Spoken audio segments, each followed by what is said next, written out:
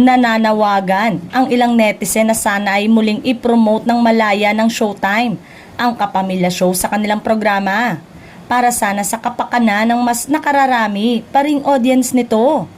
Katuwiran naman ng ibang madlang people, dapat raw ay alisin ang anumang hadlang upang malaya itong gawin ng Kapamilya host at maging sa mga kapamilya guest nito. Higit na sa isang taon nang nakaraan mula nang umere ang Kapamilya Produce Noontime Show na It's Showtime sa GTV at kinalaunan ay sa main channel ng GMA Network nitong Abril. Matapos po na ng isang movie block ng ilang linggo ang iniwanang pwesto ng Tape Incorporated, produce program ng tahanang pinakamasaya na nagpaalam naman sa ere noong kaagahan ng taong ito.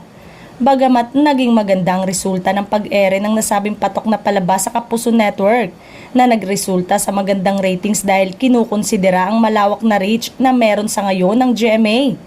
Tila may nawala sa palabas na sana ay pagiging lubos na kasiyahan ng nakararaming audience kung saan ang majority pa rin nito ay ang kapamilya. Ito ay ang malayang pagpopromote ng mga kapwa nito kapamilya shows, lalo na ang primetime bida programs sa Showtime.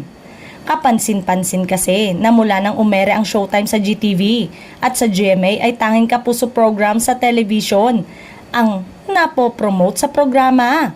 Bagamat malaya pa ring binabanggit ang mga pelikula, awitin, concert at maging ang ilang collaboration project ng Kapamilya at Kapuso Network. Parang napipigilan daw sila bagamat dinadaan lamang sa biro ng mga host.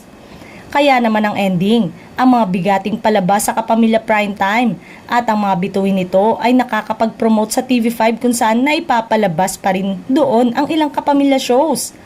Ang tila ay kinatatampo ng ilang kapamilya sa social media ay parang nahahayaan na lang raw ng pamunuan ng Kapamilya Network at mga bumubuo ng palabas na mangyari ito.